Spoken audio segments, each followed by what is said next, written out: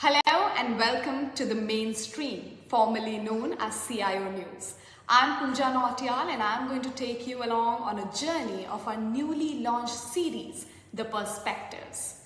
Imagine you're having an innocent conversation online or posting your opinion or sharing a meme, but a few days later you find yourself on the wrong side of the law, arrested, not for anything you did in the physical world, but because of your digital presence.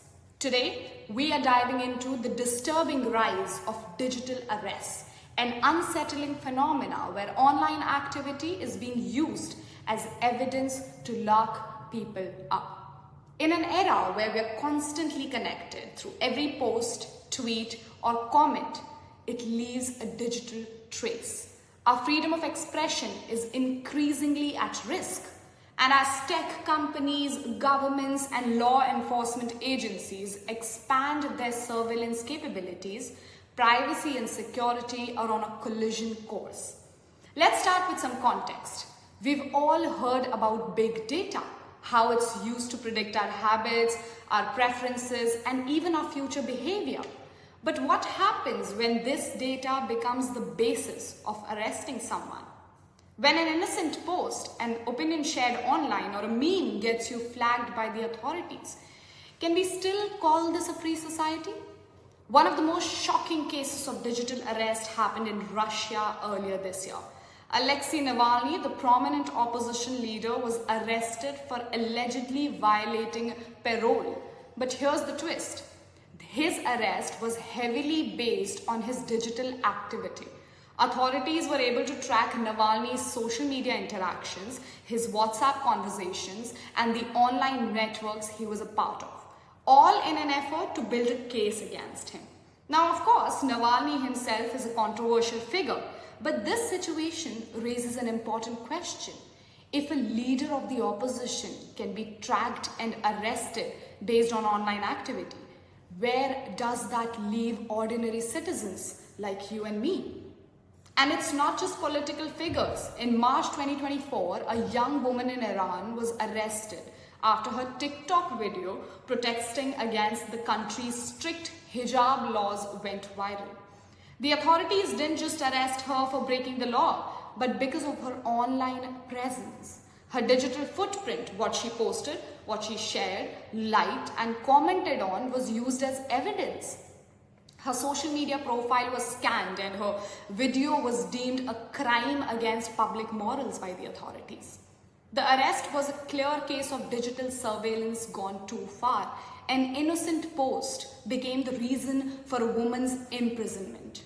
This isn't an isolated incident. It's a part of a growing pattern of governments using social media activity to silence dissent and control public opinion.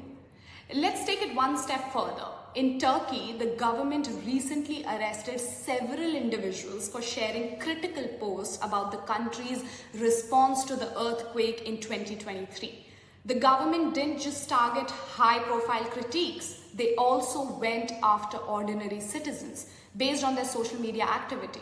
They argued that the online posts were spreading false information. But the real issue here is, can authorities arrest you for sharing your personal thoughts online?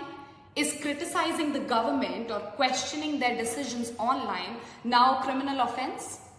And then there's the predictive policing trend we are seeing in the US, where AI is being used to track online behavior and predict crimes before they even happen.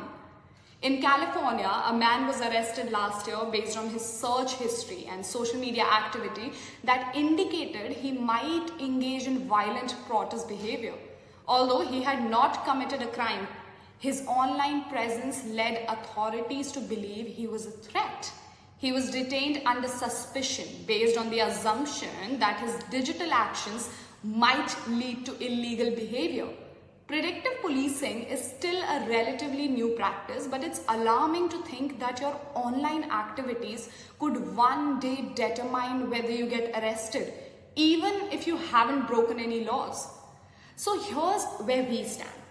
Digital arrests are happening right now, whether it's governments using social media data to control political dissent, Surveillance systems tracking everyday citizens, or predictive algorithms arresting people based on their online presence.